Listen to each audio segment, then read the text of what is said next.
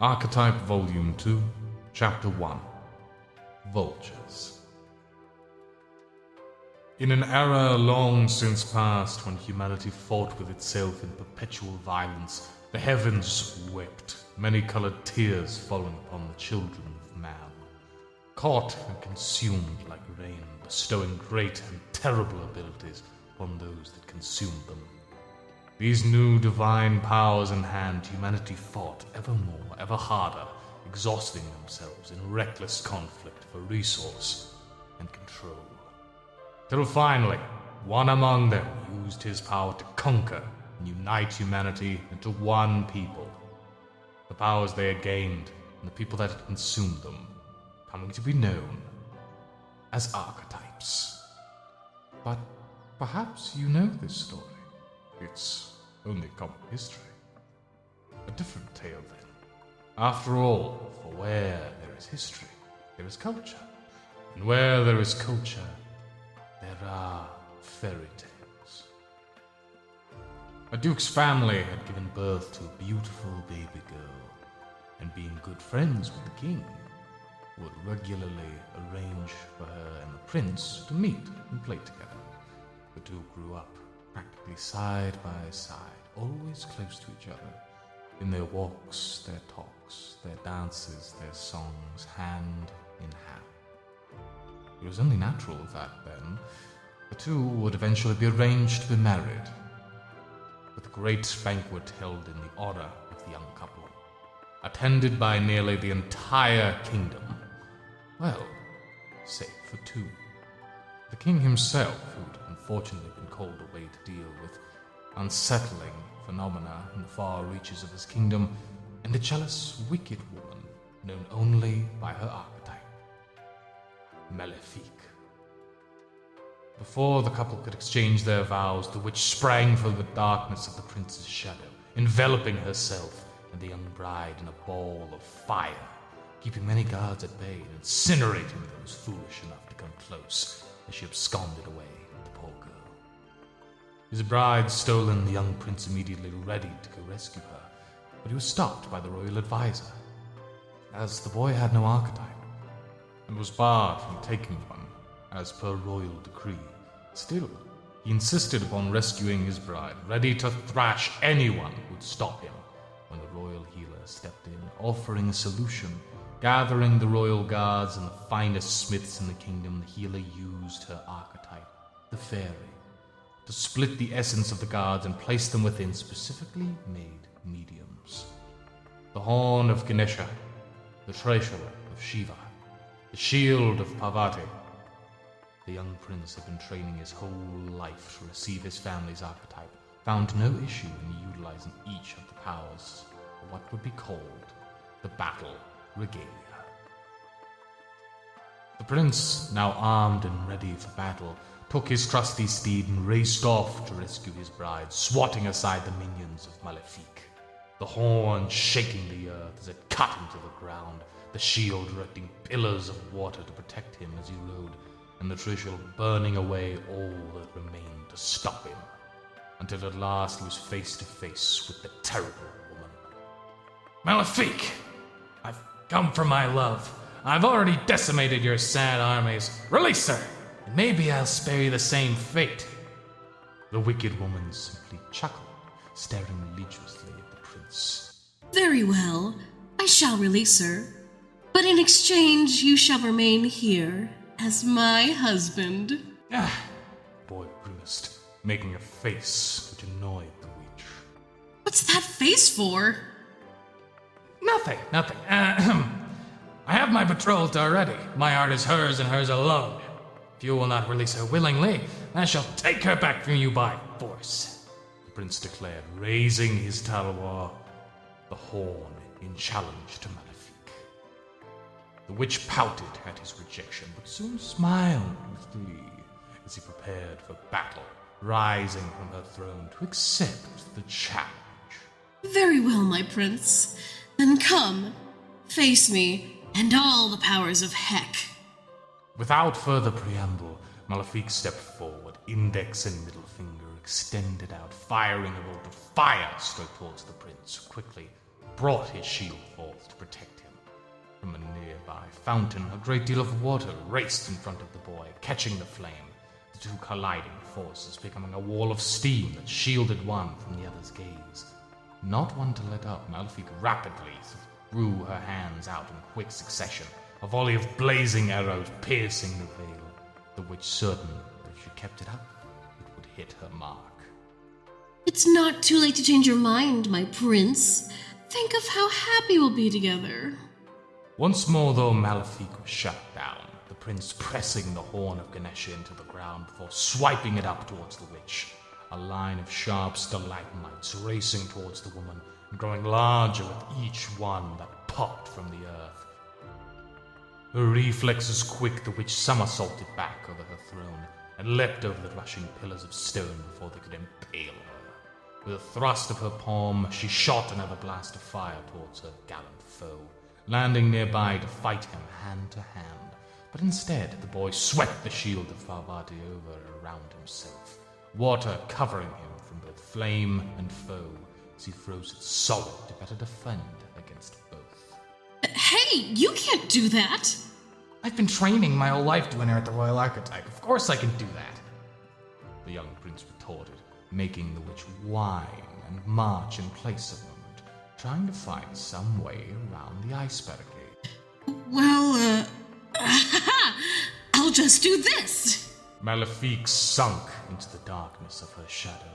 The living silhouette slithered beneath the ice before the evil archetype re-emerged next to the prince. And now I have you, my lovely prince. You've nowhere to run. It's my victory. Casually, the prince struck the Trishul into the ground, the earth beneath Malefic's feet bursting into flames and forcing her to make a hasty retreat, though destroying the ice capsule in the process. Give up, Malefic. The power of the royal family is far too much for... Ow! The boy cried out as a stone hit his tower, the royal weapon scattering across the floor. Hey! Can't just throw things. Yes, I can. I'm evil. The witch childishly retorted. You promised you wouldn't do that again, the prince pouted. Oh, sorry. Ow! The witch cried out as the stone hit her head, tears forming in her eyes. Now we're even, the prince declared, the woman angry and still rubbing her head as she charged at the boy. Before the prince could pick up his shield, the woman had him by the shoulders, pushing him away as he fought back, pushing her as well, the two twisting and circling in a rather awkward dance, until the witch remembered a neat trick her father taught her. Stepping into the prince's space, Malefic got her foot behind his and pulled at him, putting the boy off balance before pushing him to the ground. Got you! Now for the finishing attack.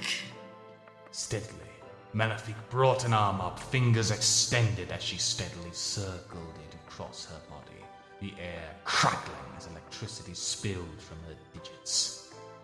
Hey, no fair! The hero's supposed to win. Not today. Today's my victory. The witch declared, unaware of the voice calling to her. She continued to build up her attack. We could have been something, my dear prince. Evie! But you've had your chance, and if I can't have you... Vivian, hello? Then no one can. Farewell, my beloved. Vivian! The young girl froze in place, pulled from her imaginary world at her older brother's voice, cautiously turning her head to see the silver-haired older sibling staring at her. What are you doing? Playing? Playing? Huh. Yeah. Looks like you tricked Troy into a game of let's pretend fight, only I'm not pretending again. I didn't. She threw a rock at me! Troy chimed in, still nursing his hurt hand.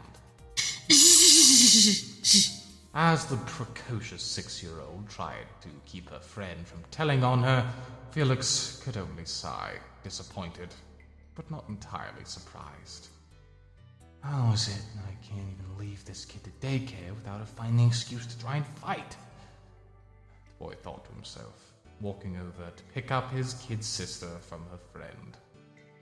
Alright, come on, we're going home. What? But I was gonna win! Win what? The what now? The boy asked cheekily, Vivian turning her head away and puffing her cheeks in frustration. Nothing. Uh-huh, come on. Okay. Oh, bye, Troy. See you at school. Taking his sister's hand in his as she waved off her friend, the Velatore's siblings began to head out, Felix having gotten back from his meeting with the Archetype MacabeVA interviewer. So how'd your meeting thingy go? Not great. At least, not what I wanted to hear. Is your friend okay? Not exactly. The boy answered solemnly, not really sure how to explain the gravity of King Jack's condition. He's in bad shape. That's all I can say. Oh, well, I hope he gets better. Me too. Felix found himself squeezing Vivian's hand a bit tighter, walking in silence for a bit as he took comfort in his sister being with him, something that had been threatened twice in the past 2 months, before speaking up again. Well, how about you? How was daycare? And please be honest, I know how you are. It was fun! Troy played out the story of the Battle Regalia with me. Given how often you beat that kid up, I'm genuinely shocked he still plays anything with you. Of course he does! Troy's my best friend! The little girl pouted out indignantly. I don't recall constantly trying to pick fights with my best friends when I was her age. You just don't get it. Troy likes playing with me. We always play fight, you know that. It stops being play fighting when you start throwing stuff, Vivian. It certainly stops being playing when you start using actual fighting moves on people, the young man admonished, the young girl's eyes looking downcast as she walked silently, this not being the first time they'd had this conversation. I was just doing what Dad taught us. Dad taught us to fight for actual fights, not to use our friends as training dummies. You fought your friends at the waiting room and in the arena. My friends are also fighters. Troy's, well, honestly, by now Troy can probably get a handle on you. He's had to get a lot better since you met him. See? The little girl smiled with glee, sticking her tongue out tauntingly. All right. Don't get a swelled head. It's more depressing than impressive to turn a bookworm into a meathead, the older brother said sarcastically, picking up his sister and placing her on his shoulders. Hey, want to play evil witch? You got a moving demon tower. Awesome. The young girl, perched above her brother, continued to play as part of Malefique, making electric noises as she swept her arms over herself, pointing towards whatever caught her interest to fire away her imaginary lightning, a sight that bore a soft smile to Felix's face, as he turned his thoughts elsewhere, thumb to his mouth, biting his nail, as he recounted the past 2 months. Alright, Cafe drags me into its Archetype Association because I managed to beat a psycho archetype without a power of my own. Managed to do it to him again in our tournament last week. Bullshit is it? Him being there was. I got first runner-up. I haven't killed myself due to this actually cursed power they let me eat. An irritated look spanned across the young man's face as he laid out the accomplishments he'd achieved in the short 2 months with the Cafe Archetype Association, having made it rather far in a short time, at least in his opinion. I swear to God, with all the crap they put me and my family through, they'd better let me challenge The champion! Vivian cried out suddenly, pointing towards somewhere above them. Huh? Felix cried out, head snapping toward where she was pointing, tensing a moment. Paul's muscles relaxed at the sight of a billboard, the older Velatore's sibling exclaimed, puzzled at its existence a week after the champion had made its debut.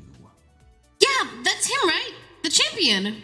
Fraud would be more accurate, the boy corrected. His sentiment wasn't particularly controversial, at least for the 16 fighters of Archetype's new generation. They'd been training for 2 months, trying to understand the new abilities they'd found themselves with, working to integrate it into their various fighting styles in order to prove themselves. A few feelings they weren't even ready had hopped out in their first match. Jojo Melnick didn't even compete, being brought in at the end for a revenge match with whoever made it.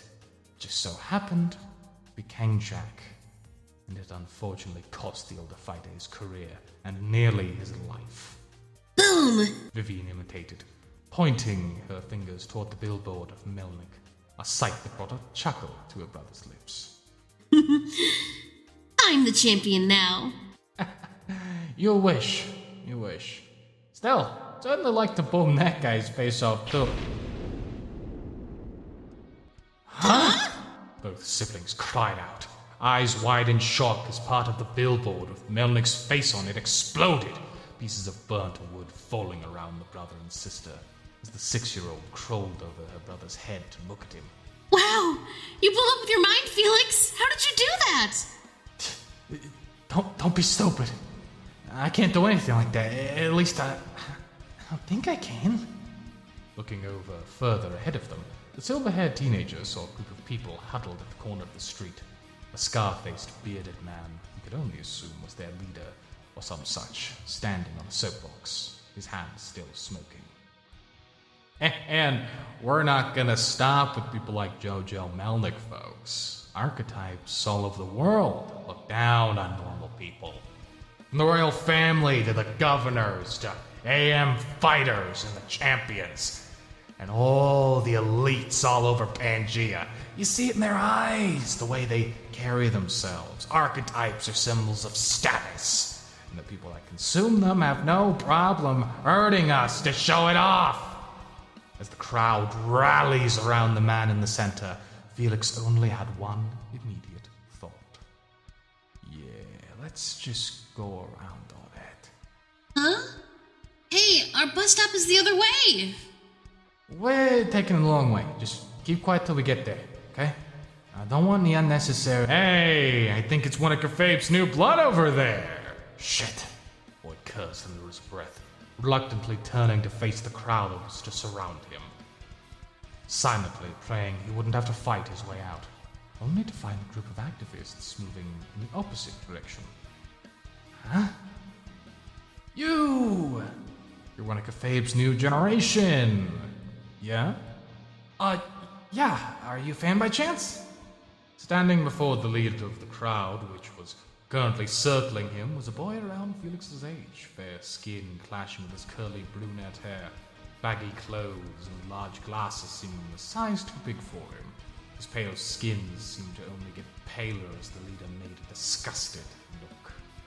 Oh, not at me, of course. I mean, the new generation, or archetype battles in general. Things like that. The young man stammered out as the new gen peer watched on. He's part of the 16? It does look kind of familiar, but... Oh, wait, it's 6, Garfield Davis. I think that's his name. Wow, he was a lot more clean-cut looking back when I saw him at the exhibition in the tournament. This is what he looks like normally. We're not fans of either you or your group of power-swallowing brain jackasses. The bearded leader reproached the 6th of Kafab's new generation as his group concurred, chided the boy with him. You, Kafabe, and all these people that line up by the millions to watch you idiots tear each other apart, is everything wrong with society in one place. The worship of archetypes, the suffering of other human beings for entertainment, all controlled by rich pricks at the top. I really should just leave before this gets ugly. Felix thought to himself as the group of activists cheered for their leader, the boy walking the opposite direction, holding on tightly to his little sister as his peer tried to reason with the crowd of people. I mean, the Archetype of Makai has been a cultural touchstone of Pangea since the founding of the country. I think it's hard to find too many people that don't love it, but maybe that's part of the point you're making? I certainly know many people with powers have and still do look down on those without. But, well, if you don't mind me asking, I thought I saw you use fire to destroy the billboard. Why do you have a power? The man roughly grabbed Davis by the collar of his shirt, bringing him close to his face as the other hand brought fire out closer still. I have an archetype, because assholes like you think yours give you the right to do whatever you want. The man growled in the boy's face. You know, people like you only get powers to abuse others, but it didn't quite shake out that way for you, did it? Hey, let go, come on, I'm not trying to fight you. Yeah, that's why you and the other guy dropped out, right? I bet you thought the archetypes would still turn you into some kind of shiny superhumans. Yeah? I said let go! Gary cried out angrily, throwing a punch across the man's face, forcing him to release the boy and nurse his cheek, pulling his hand back in shock when he noticed the blood from his nose. Shock, which quickly gave way to anger as he began to trudge towards the young archetype. Big mistake. Big fucking mistake. Yeah! The activist leader screamed out as a blast of bright orange flames splashed across his back. His followers turning around to see the source of the attack to find a silver-haired demon glaring them down. If you're that desperate for a fight, more than willing to throw hands with you. The leader, taking a deep breath to cope with the pain, spun around to face Felix, returning the glare as he addressed his group. You see? You see this? Another café lapdog. coming to the defense of his comrade after he assaulted me. You cornered him, and when he asked a basic question anyone would, you threatened to burn his face. You talk all this shit about how archetypes have no problem hurting people to show off their powers, how people worship archetypes, but the only one here that's done anything like that is you. You and your little flock here, jackass. Said flock was currently working to reinforce their circle around the fourth of the Fabe's new fighters as their leader shook off any remaining pain, prepared to return fire on the boy. When an idea struck him. You're the kid that beat an archetype without having one, yeah? Felix, don't you think maybe I'm onto something? The bearded man asked, confusion flashing across Felix's face as he continued. I mean, come on. Your association let in a total psychopath, a freak, who was going to kill his competition if someone didn't stop him at every turn. You think normal people do that? No. That only happens in a system where profit is God and spectacle is king. They knew perfectly well what they were doing, and they were going to sell you a river for it. Felix glowered at the man's words, as much as he was certain this was just a sales pitch. It's not like he could call him a liar. What he said, as far as the boy was concerned, was a perfectly accurate summation of the conglomerate of nonsense he'd been subjected to since, well, frankly, since the literal day he signed on. These people don't deserve you. You can do much more than be a dog for Cafe to do tricks with. The bearded man advised, extending a hand out to the young archetype. Our group could always use more people to fight against the system. Good, honest foe. Could always use more people to defend them, right? What do you say? Felix looked down at the man's palm a moment. He certainly had no love for the association. It put him, his friends, and his family through a roller coaster of terrible emotions, so slowly he reached out for the leader's hand. Thanks, but, no thanks. As much as I don't like being Kafab's dog, as you put it so eloquently, being your dog isn't exactly a step up you think it is. The man blinked, a look of disdain creeping on his scarred face, as he slowly backed away and straightened up, looking to his left, then his right, eyes meeting with those of his group before looking to face Felix once more. All right, I understand. No sooner did the words leave his mouth, a handful of the bearded man's followers grabbed a hold of the young man, keeping his arms out at his sides and his feet just above the ground. Hey, what the hell? The boy cried out, struggling against the massive limbs piling on to keep him still, their leader reeling his arm back, a fair bit distance between the two, making his intent to burn the boy clear, but quickly put to a halt as the other young man behind him swept the leader's legs out, the back of the man's head bouncing off the concrete, leaving him dazed and in pain for a moment. Let him go, Garfield demanded, moving to help his peer only for the bearded man to trip him as he moved forward, the boy putting his hands out to catch himself, but suddenly stopped, throwing his glasses off his face, sliding before Felix's feet. Go to hell, you mutt! The group's leader growled, raising his leg up and bringing it crashing down, Gary rolling out of the way in time to dodge the kick. But not the burst of fire that erupted from the impact, a cry of pain spilling out as the flames licked his back. Come on! Psyching himself up through the pain, the curly-haired boy tucked his leg and swiftly donkey-kicked the leader as he was pulling himself up, foot landing square in the man's gut, knocking the wind out of him, forcing him to collapse back onto the concrete. In the meantime, Felix took a deep breath, closing his eyes to concentrate on his escape. Focus, keep the flame from the edges. The image of the card with a burnt hole into its center flashed in the boy's mind, the air around him warping as his body began rapidly heating up. People attempting to keep him captive, wincing in pain. As the heat grew more and more intense, one by one, the activists released the boy, though some holding for longer, their skin burning as they held him tight. But once enough fell back, the boy ripped himself out of the grasp of the remainder, elbowing one in the gut and raising his fist onto another's nose.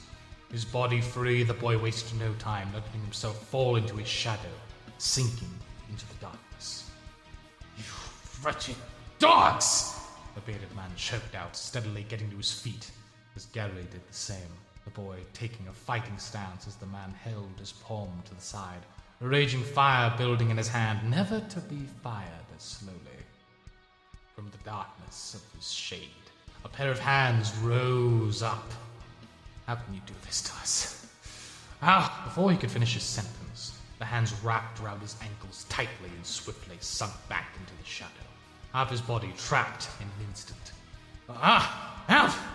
Help me! The man cried out, struggling to escape the shadow holding him in the ground, when a whisper came from his side. Don't be a baby. You started this. Felix said as he steadily pulled himself out from the darkness of his shadow, the liquid shade trickling off his body as he stepped out, making sure he was on steady footing before relaxing and presenting Garfield with his glasses. You dropped these? They sunk with me when I dove. Yeah, thanks. I was worried they'd get... Oh, Beard exclaimed dejectedly as he saw the state of his lenses. Yeah, I think the reason they came with me was because I stepped on them. I'm really sorry. I can pay for new lenses if you need. Hey! One of the activists cried out to get the boy's attention. Let go, Wilson! Wilson? You mean this guy, right? Felix asked, pointing towards the group leader, still struggling to free himself. I'll let him go. Just let us cross the street. You're on the other side. Whoa! Felix ducked just in time to dodge one of the activists attempting to sock him from the side. The young man squaring his arms around his face while his fellow fighter took side-on stance, arms circling over his chest as the group of people began surrounding the two once again. Hey! We're not trying to fight. Told you I'd let him out. Just let us go. No way! Why should we trust you? You used your archetype to burn us for no reason! What the hell you mean no reason? You're what? And you attacked Wilson for defending himself against your asshole friend there. He was grabbing me. Felix was... Shut up! Just release Wilson! Release Wilson! Release Wilson! Release Wilson! A group of people began to chant this phrase, drowning out any noise the two young archetypes could make as they kept trying to get a word in. Members of the crowd getting bolder, pushed them, pulling their hair, taking pot shots at them whenever they could.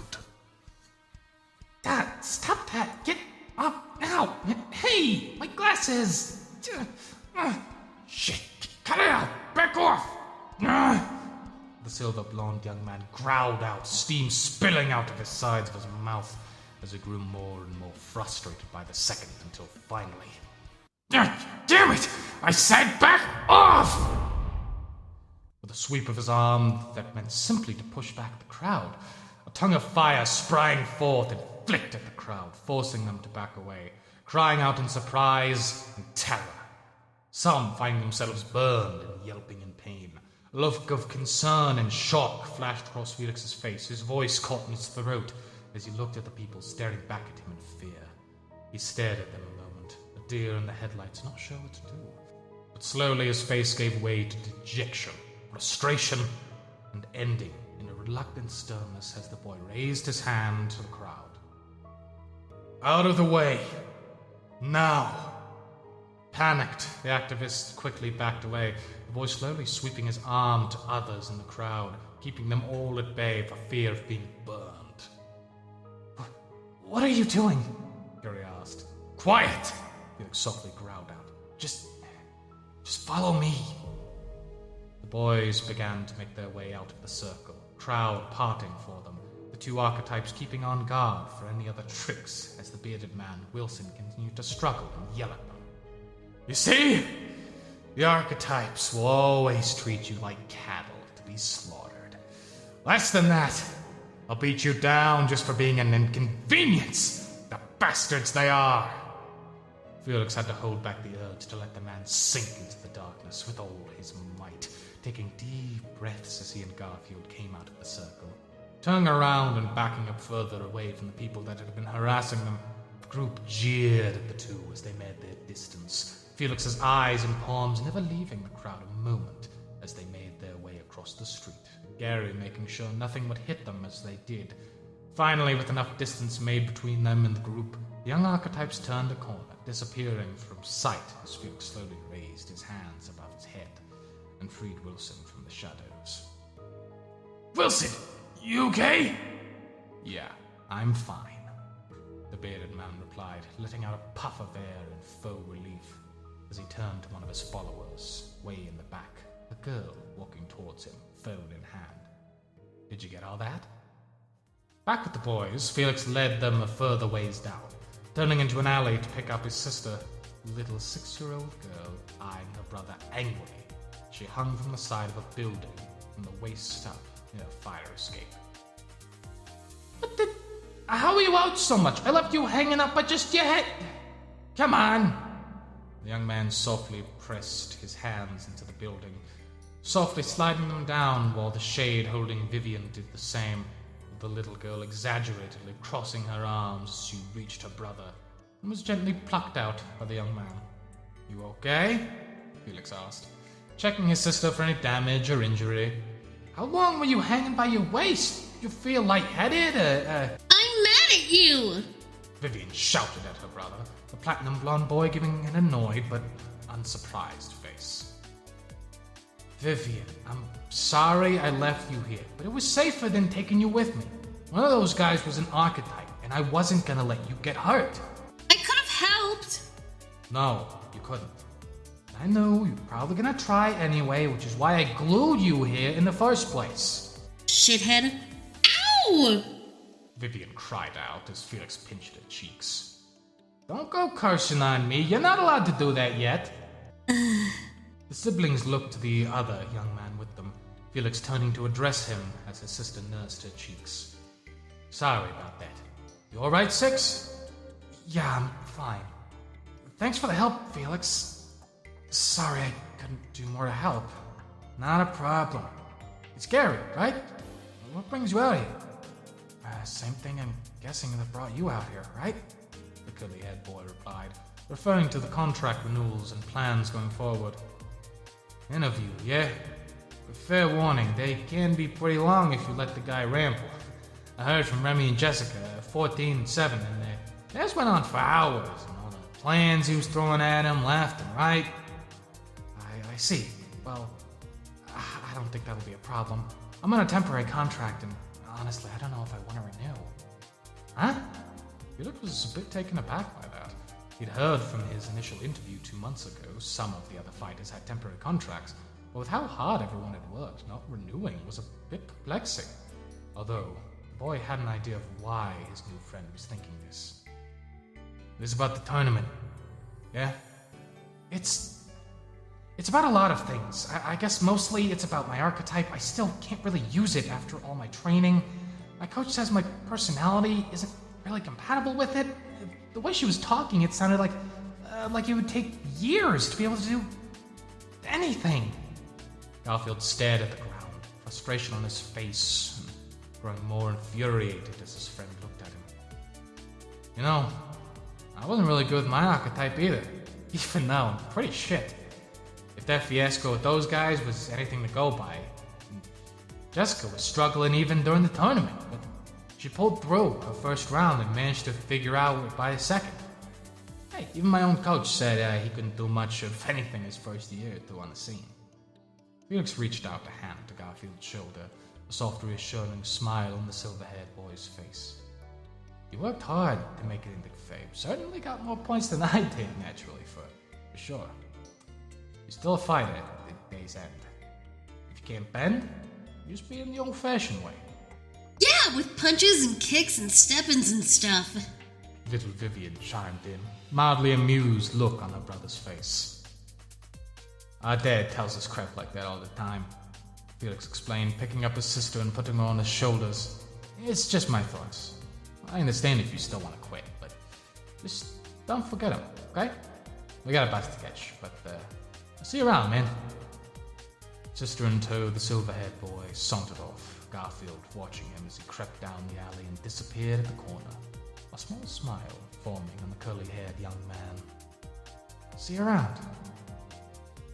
Later that night, the Villatores family found themselves around the dinner table, the siblings' mother, Jane, having prepared a warm meal for the four of them, though their father, John, had just stepped through the door by the time it was served. Sorry I'm late. Agency's been getting swamped with requests for all these people we manage, especially since the tournament ended. Damn vultures. It's no problem, hon. You're just in time for dinner. Jane greeted her husband with a kiss, the man setting his cane down next to him as he sat to eat with and chat with his family. Felix, how was the interview? Did you, I renewed my contract, the boy answered reluctantly. Seriously? John cried out excitedly. Inside voice, dear. Sorry, wow, that's incredible. I thought you said you were out once the tournament ended, though. Yeah, well, I guess I changed my mind. Can't exactly tell him the real reason. Changed your mind? Yeah, the boy replied, eyes darting between his food and his father, the older Villatores man giving a look that firmly told the young man he was unconvinced. He had been trying to change his child's mind for the past decade, after all. I see what's going on, Jonathan said, turning his son's blood ice cold. You do? Felix asked tentatively, the two men's eyes locking on to one another as the tension in the air rose. Shit, does he know? What am I saying? Of course he does. He was there when we picked the fight with Melnick. Felix. Yeah? There's a girl you're trying to impress, isn't there? What kind of dumbass logic is that? Of course not. Felix, watch your language in front of your sister. Jane reprimanded, a red streak of embarrassment and frustration on the young man's face as he apologized and sat back down. I swear, if I didn't know better, I think my dad's 9 to 5 was just screwing with me. I know he's not dumb. He definitely wasn't buying what I said. But I can't tell what he's thinking sometimes. As the boy was lost in his thoughts, John's phone rang, the man furrowing his brow at the number before picking up. Warren, I'm eating dinner with my family right now. Is this important? Hold on, stop.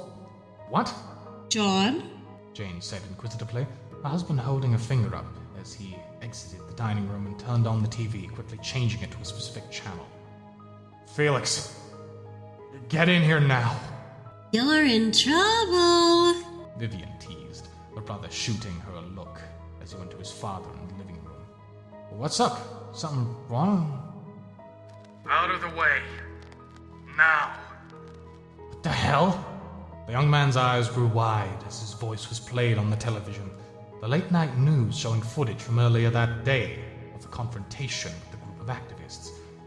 As the footage continued to play, showing Felix and Gary cutting through the group, John brought his thumb to his lips, biting into his nail, the gears in his head turning. He couldn't speak for the other boy in the scene, but he damn well knew his son.